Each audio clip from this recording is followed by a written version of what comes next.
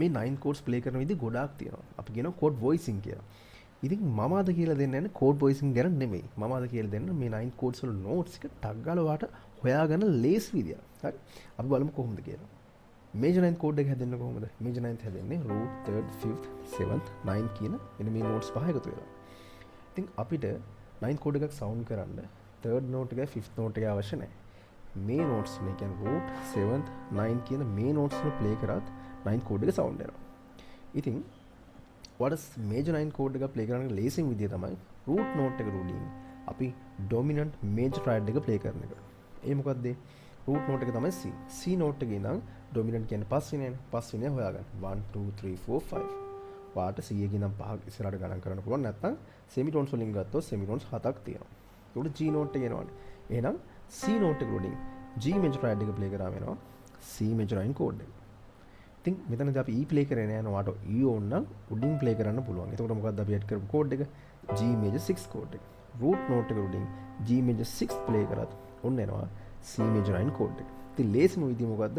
C note එක උඩින් G major triad එක ප්ලේ කරන එක තමයි. නැත්නම් ඔයාලට පුළුවන් C note එකේ ඉඳන් major third එකක් ඉස්සරහට ගණන් කරනවා. නැත්නම් semitones 4ක් 1 2 3 4. කියන්නේ E.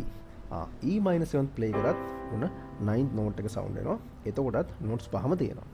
ඉතින් ලේසිම විදිය තමයි ඉස්සෙල්ලා කිව්වා වගේ root note එක උඩින් dominant major triad එක ප්ලේ කරන එක. ඊට පස්සේ අපි බලමු dominant 9. dominant 9 එක කොහොමද හැදෙන්නේ?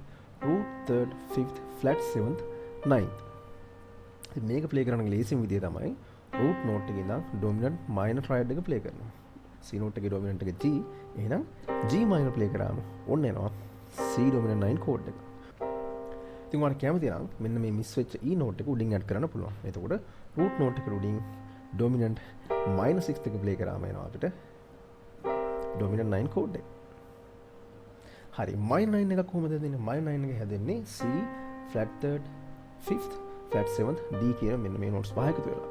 ඉතින් ඔයාලට මේකෙදි කරන්න තියෙන්නේ root එකේ ඉඳන් minor third එක හොයාගන්න. minor third එකට හොයාගන්න ඔයාලට කරන්න තියෙන්නේ semitones තුනක් ඉස්සරහට යන්න. 1 2 3.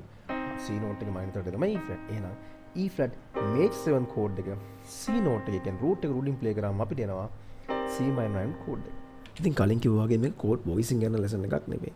ඉතින් මේක කරේ 9 කෝඩ් එක ප්ලේ කරගන්න ඕන වුණාම ටග් ගාලා notes මතක තියාගන්න සහ ප්ලේ කරන ලේසි වෙන ක්‍රමයක් විදියට. ඉතින් 9 කෝඩ්ස් ගැන වැඩිපුර ඉගෙන ගන්න අපි තව ලෙසන් එකක් කරලා තියෙනවා. ඒක link එක මෙන්න මේ description එකේ තියෙනවා. ඔයාලට කැමති නම් ඒකත් බලන්න පුළුවන්.